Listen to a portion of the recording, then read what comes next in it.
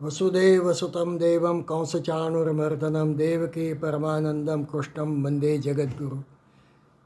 गुरु ब्रह्मा गुरु विष्णु गुरुदेवो महेश्वर गुरु साक्षात् परब्रह्म तस्मै श्री गुरुवे नमः। दर्शन शास्त्र का अभ्यास करते हुए आगे हम बात करेंगे। अभी तक हमने जो अवैदिक दर्शन थे, चार्वाक, बौद्ध और जैन, इस पर हमने विचार किया। आज से हम वैदिक दर्शन जो है, 6 वैदिक दर्शन है, जिसको आस्तिक दर्शन भी कहा जाता है, ऐसे 6 दर्शनों पर आज से हम बात कर रहे हैं। आस्तिक इस दृष्टि से कि जिन्होंने वेदों को प्रमाण माना है वो सब आस्तिक है, और जो वेद को प्रमाण नहीं मानते वो नास्तिक है। तो बौद्ध दर्शन, जैन दर्शन, चार्वाक, इन्होंने वेदों को प्रमाण नहीं माना, तो हम कह सकते कि ये नास्तिक दर्शन है। नास्तिक का अर्थ ईश्वर में मानते नहीं मानते ये बात नहीं है, वो ईश्वर के बारे में साशंक तो थे ही, पर इन्होंने वेदों को प्रमाण नहीं माना। आज से हम ये जो बात कर रहे हैं, वेदों के अंदर भी बहुत सारे दर्शन दिए गए हैं। हालांकि कुछ तत्वचिंतकों का मानना है कि वेदों में ज़्यादा दर्शन नहीं है, पर सृष्टि की जो उत्पत्ति हुई इसके बारे में वेदों में बहुत सारे सूक्त है। इयं विसृष्टि यद आ बभूव यदि वा दधे यदि वा न, यो अस्य अंतरिक्ष यो अस्य अध्यक्ष परमे व्योमान सो अंग वेद यदि वा न वेद।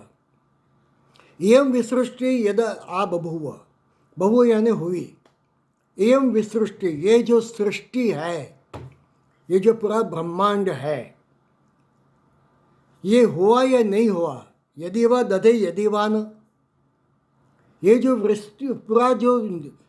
जो पूरा निसर्ग बना हुआ है, सृष्टि बनी है, विश्व बना हुआ है, ये निर्मित हुआ था या नहीं हुआ था, यदि वा दधे यदि वा न, यो अस्य अध्यक्ष परमो व्योमान।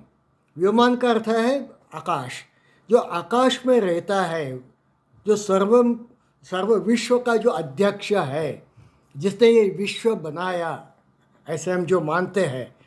यदि वा दधे यदि वा न, सो अंग वेद यदि वा न वेद, वो जानता है या नहीं जानता है क्या पता। इसका अर्थ ये हुआ कि ये जो सृष्टि बनी, यत आ बभूव, ये जो सृष्टि बनी या नहीं बनी, यदि वा दधे यदि वा न, क्योंकि ये जो जैन दर्शन है उनका कहना है कि सृष्टि बनी नहीं है, सृष्टि है ही, और ये सृष्टि रहेगी, इसका कभी नाश नहीं होगा। यदि वा दधे यदि वा न, यो अस्य अध्यक्ष परमो व्योमान, ये विश्व का अध्यक्ष है। और ये बात गीता ने भी कही है, मया अध्यक्षेण प्रकृतिम सुईते सचराचरम हेतु नानेन कौन्तेय जगद्वि परिवर्तते। मेरे अध्यक्षता में ये पूरा जो सृष्टि, ये ब्रह्मांड में जो कुछ फेरबदल हो गए,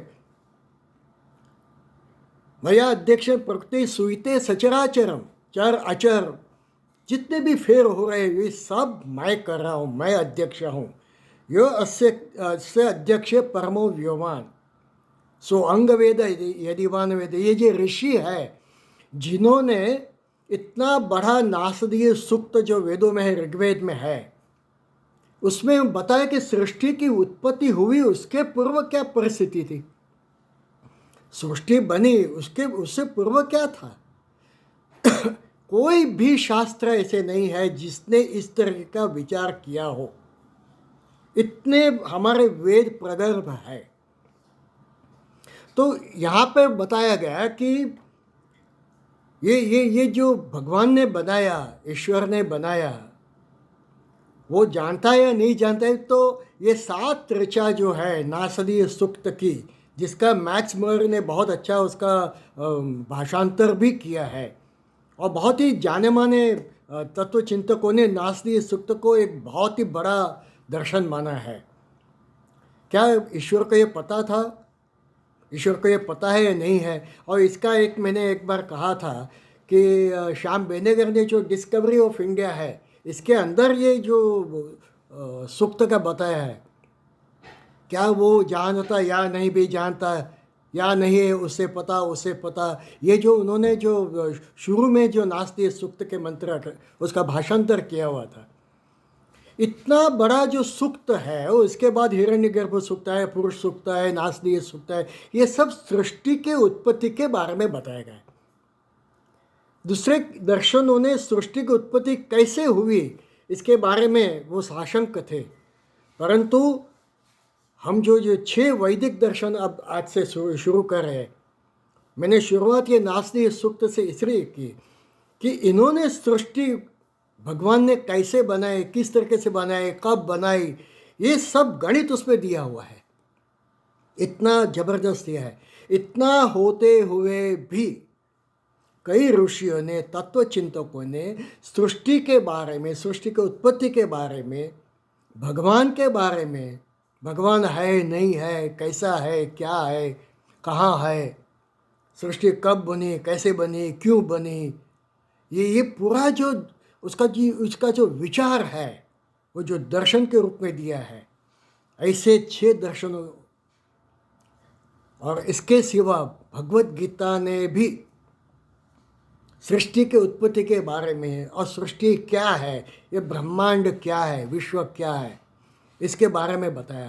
क्षेत्रज्ञ विभाग योगो नाम 13वें अध्याय में क्षेत्रज्ञ, क्षेत्र का अर्थ है ये शरीर, और क्षेत्रज्ञ का अर्थ है आत्मा।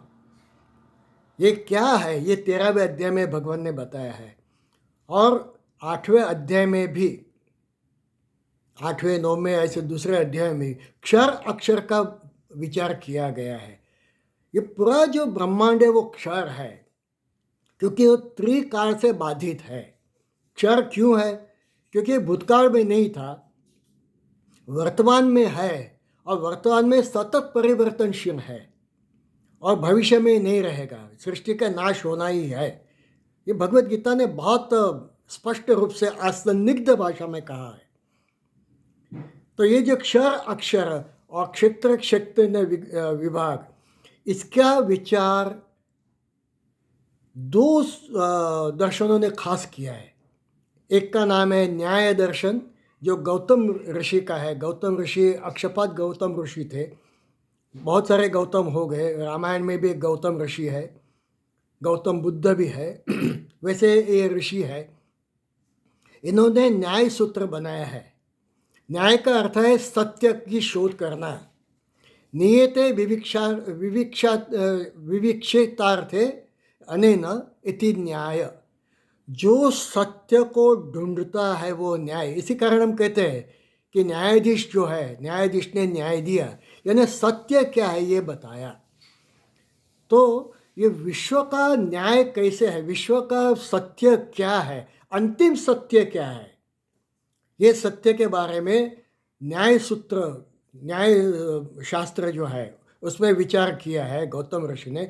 और उसके साथ साथ दूसरे वैशेषिका नाम का एक जो दर्शन है जो कणाद ऋषि का है। तो न्याय और वैशेषिक, जिसको नैयायिक और वैशेषिक जो कहते हैं, ये दोनों ऐसे कहीं एक साथ है, कहीं भिन्न हो जाते हैं।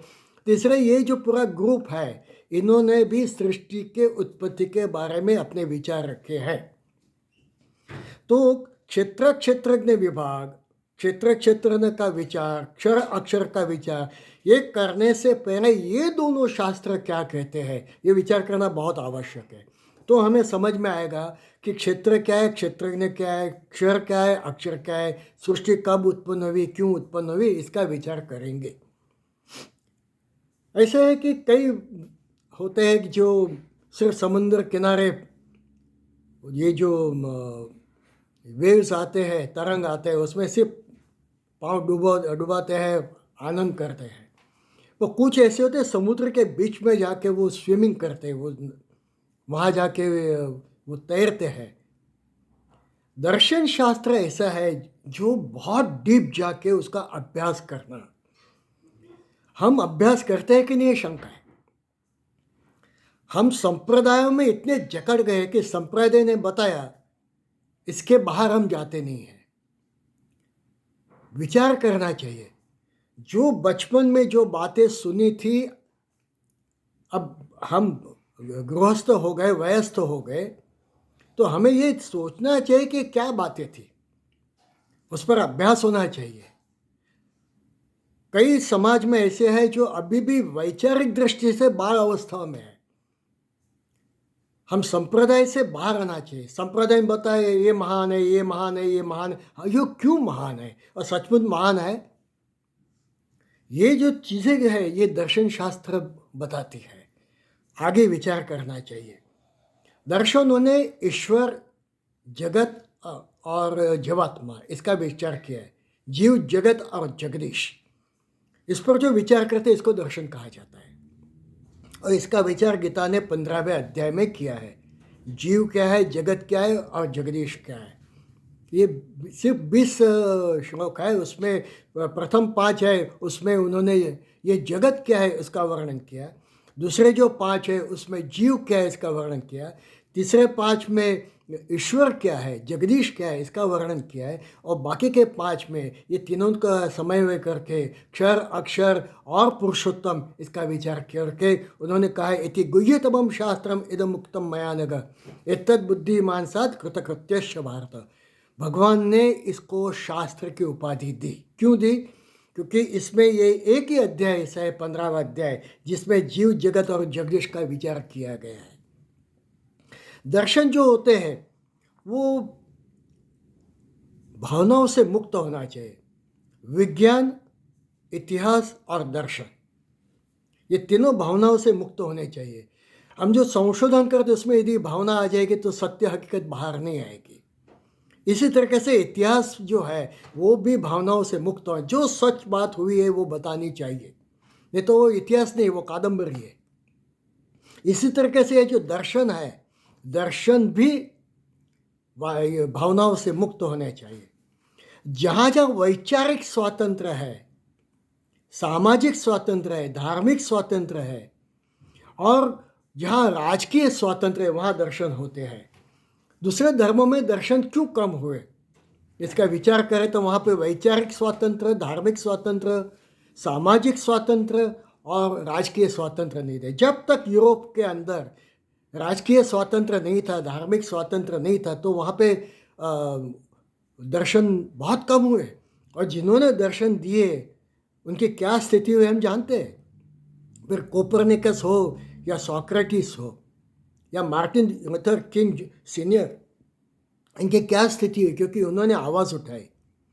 तो ये दर्शन जो है, दर्शन क्या करते हैं, जिस तरीके से भौतिक वस्तुओं को उसका परीक्षण लैबोरेटरी में होके, प्रयोगशाला में होता है, वैज्ञानिक प्रयोगशाला में करके वो उसको सिद्ध करता है, उसी तरीके से ये जो दर्शन है, जीवन की जो तत्व ज्ञान, वो प्रमाण से सिद्ध होता है।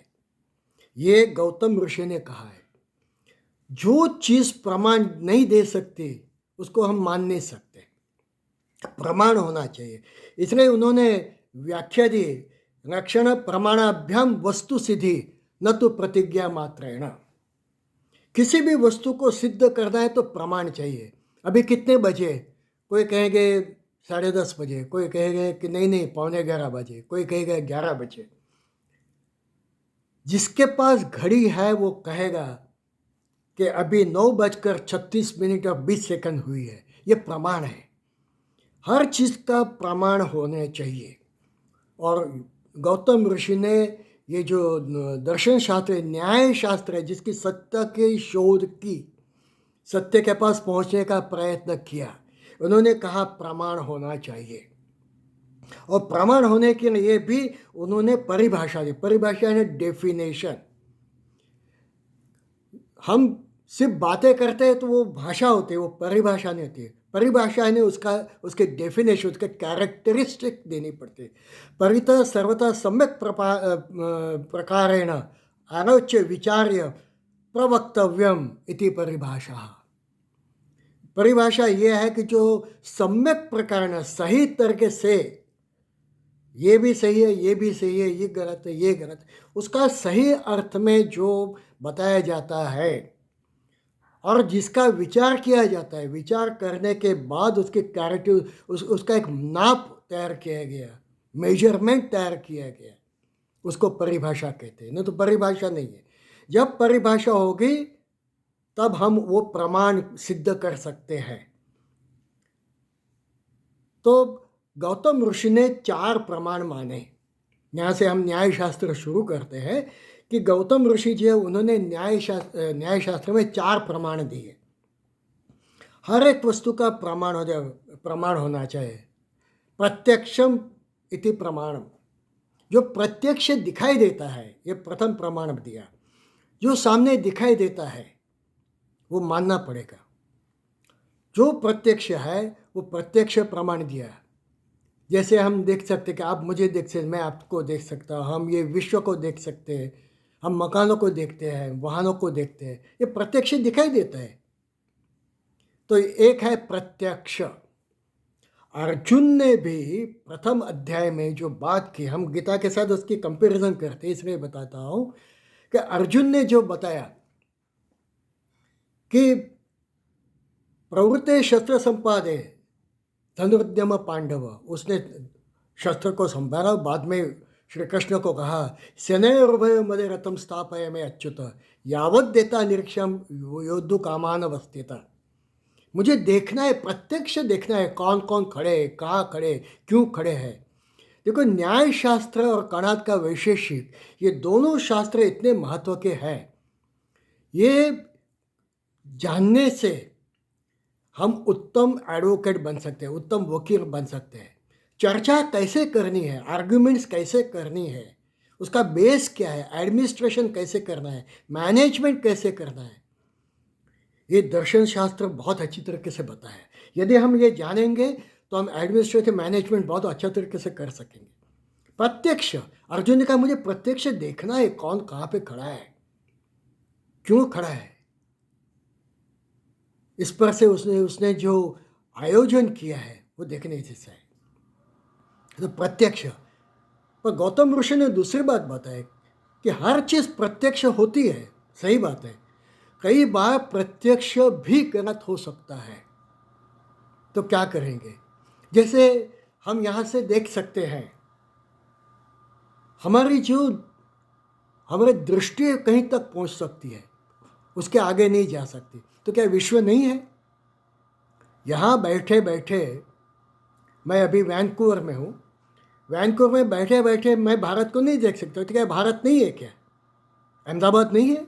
दूसरे शहर नहीं है?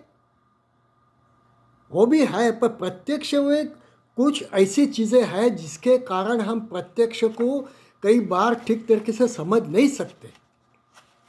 उसका उन्होंने उसके कारण बताए, वेद में बहुत अच्छा है, सुनने जैसा है। अति दूरात, जो अत्यंत दूर है वो प्रत्यक्ष होते हुए हमें दिखाई नहीं देता है।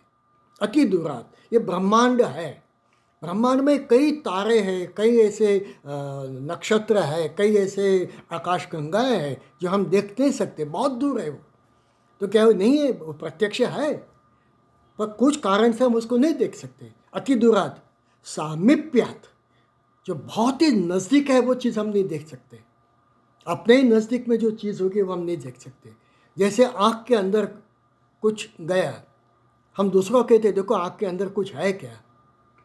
क्यों ऐसे कहते हैं? आँख तो हमारी, हम सबको देख सकते हैं, तो अपनी ये चीज़, अपनी ये वस्तु को नहीं देख सकते, क्योंकि वो इतना समीप में है तो उसको नहीं देख सकते। इसीलिए कहा अति दूरात सामीप्यात इंद्रिय घातात। इंद्रियों की भी कुछ उसकी क्षमता जो है कुछ हद तक होती है, बाद में क्षमता नहीं होती। क्या कारण है इसका? हम कुछ सुन सकते हैं, यहाँ से यहाँ डेसिबल तक सुनते, ये प्रमाण निश्चित हुआ, डॉक्टर ने निश्चित किया, वैज्ञानिकों ने निश्चित किया। पर कुत्ते होते हैं वो, हम जो नहीं सुन सकते वो सुन सकते हैं। इसी तरीके से जिन्होंने अभ्यास किया होगा, EMR, इलेक्ट्रोमैग्नेटिक रेडिएशन, फिजिक्स में आता है, जिसमें cobalt rays, cosmic rays, X rays, ultraviolet, visible spectrum, infrared, microwave, radio waves और माइक्रोवेव्स, ये जो 8 प्रकार बच गए, अब नए भी ढूंढे गए हैं। ये जो AMR है उसमें सिर्फ विजिबल स्पेक्ट्रम को ही अपने आंखों से देख सकते हैं, दूसरे नहीं देख सकते। तो वैज्ञानिकों के दूसरे कई सारे ऐसे साधन बनाए हैं, जैसे एक्सरे है। शरीर के अंदर क्या हम नहीं देख सकते, पर एक्सरे से पता चलता है हड्डियाँ कैसी है, पेशियाँ कैसी है। इसी तरीके से इंफ्रारेड वेव्स है, हम इंफ्रारेड नहीं देख सकते। तो खास प्रकार के मशीन बनाए गए, खास प्रकार के फोटो इमेजेस बनाए गए, रील बनाए गए।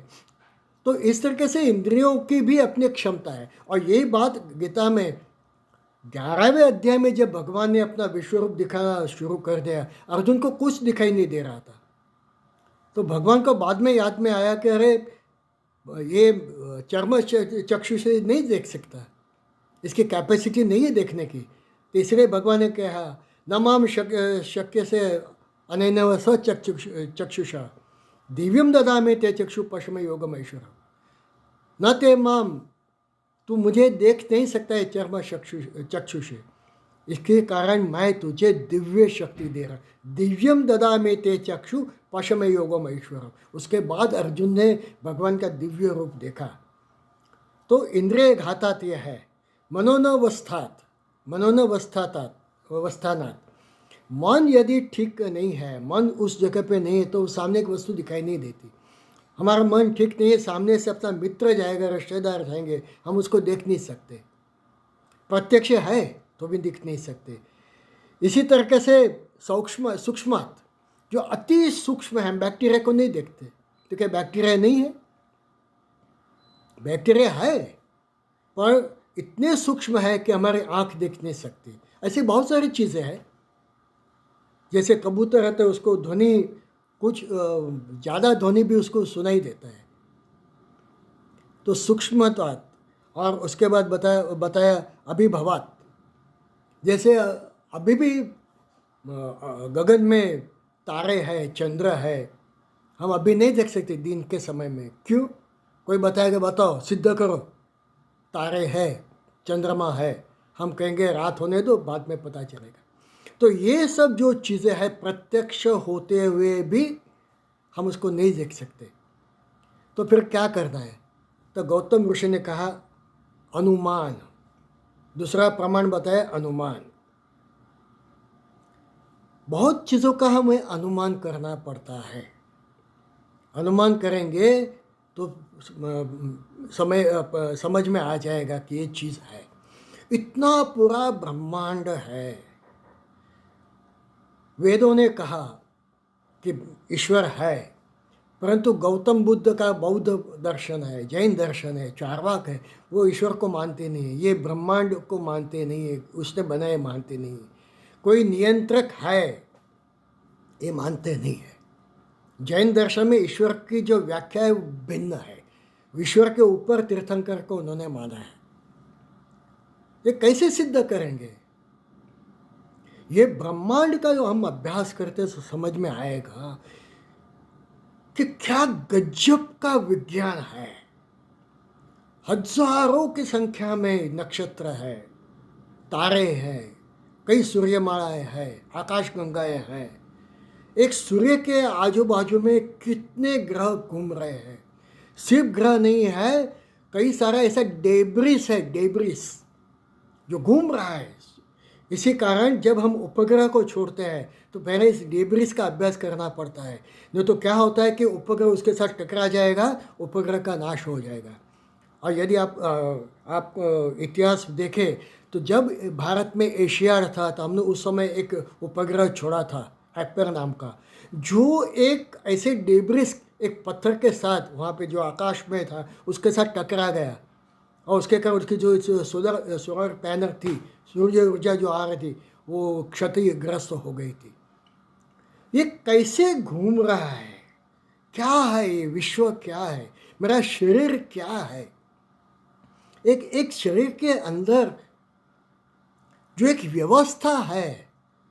डॉक्टर ने सिद्ध किया कि आपकी शुगर इतनी होनी चाहिए, डॉक्टर ने सिद्ध किया बहुत है, पर 120 के ऊपर जाएगी तो मेरी तबीयत बिगड़ सकती है। और यदि हाइपोग्लाइसीमिया हो गया, इसके अंदर शुगर गई, तो मुझे हाइपोग्लाइसीमिया हो जाता है। बीपी के है ऐसे 120/80 बीपी अच्छा है आपका, 140 160 हो गए तो क्या हाई बीपी हो गया? कैसे? डॉक्टर ने सिद्ध किया, पर ये इतना ही होगा तो मेरी बॉडी काम करेगी, नहीं तो बॉडी काम नहीं करेगी। ये करने वाला कोई है, ये जो सिद्ध किया है। यहाँ होता है कि जगत में जो व्यवस्था है तो व्यवस्थापक होना ही चाहिए। ये अनुमान है।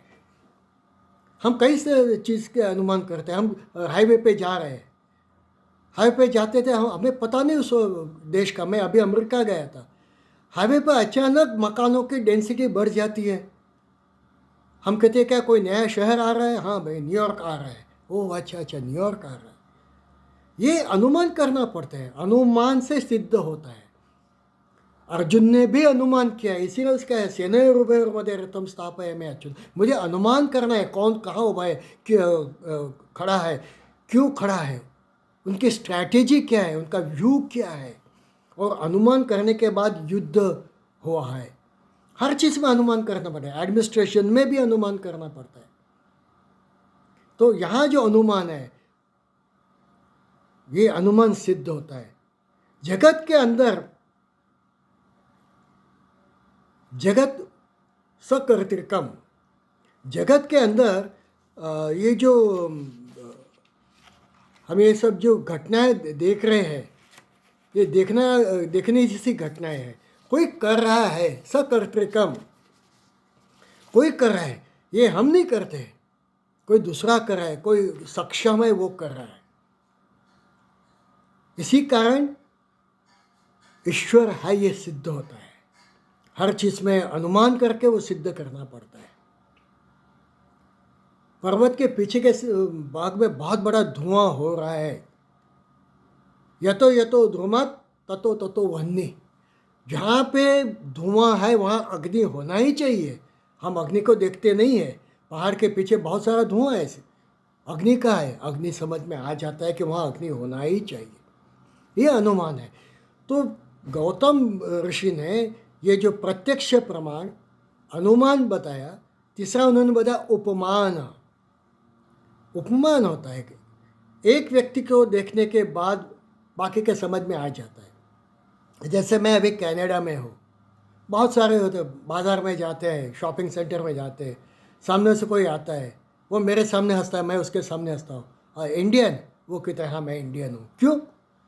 वो व्यक्ति का जो कैरेक्टरिस्टिक है वो देखने के बाद समझ में आ जाता है कि ये भारतीय ही होना चाहिए। क्यों यूरोपियन या कैनेडियन या अमेरिकन वो हमसे भिन्न है।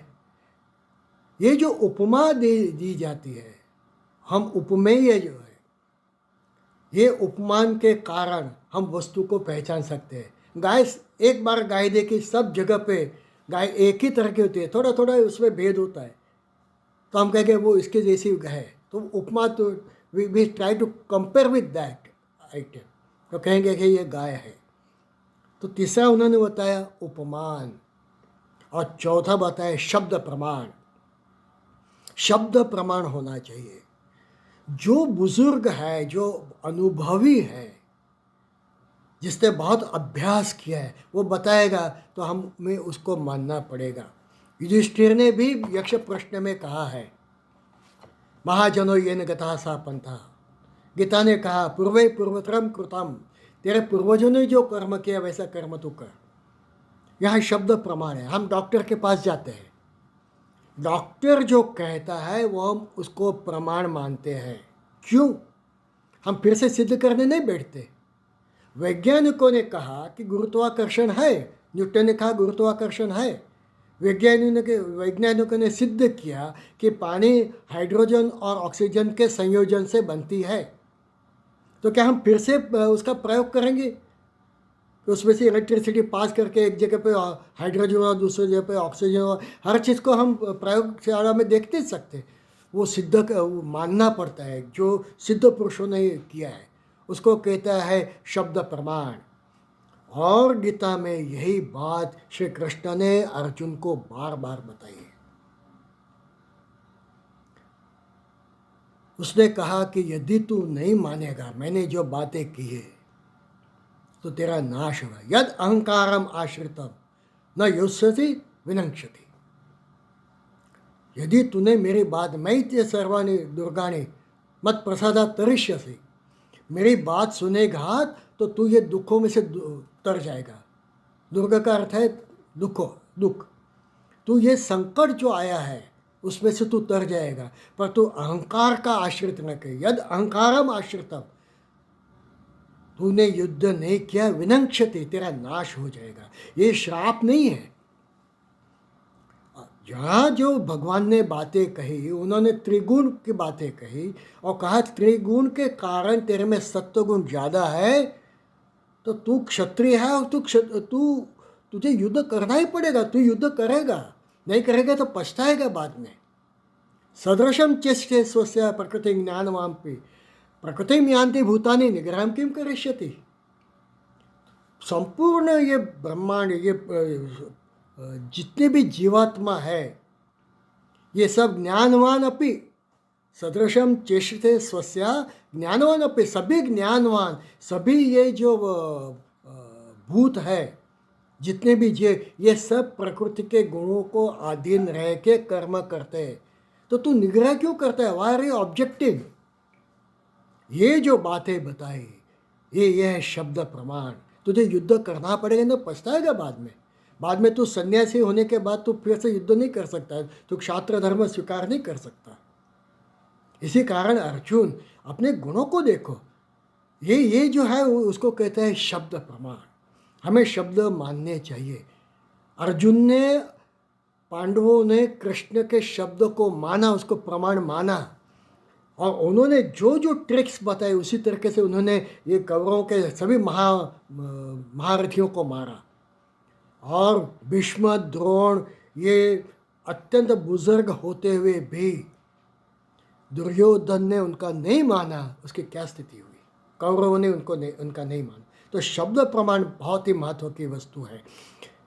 कई व्यक्तियों का कहना है कि 30 मिनट से ज़्यादा आप ज़्यादा संभाषण न करें, क्योंकि बाद में कंटिन्यूटी जाती है। तो ये जो 4 प्रमाण जो गौतम ऋषि ने बताए, बहुत ही महत्व क्या है कि जो प्रत्यक्ष है, अनुमान, उपमान और शब्द, ये 4 बहुत ही महत्व के। और कणाद ऋषि जो है, जो जिनकी विचारधारा गौतम ऋषि के साथ मिलती है, नैयायिकों के साथ, न्याय का अर्थ है, न्याय में जो मानता है वो नैयायिक है।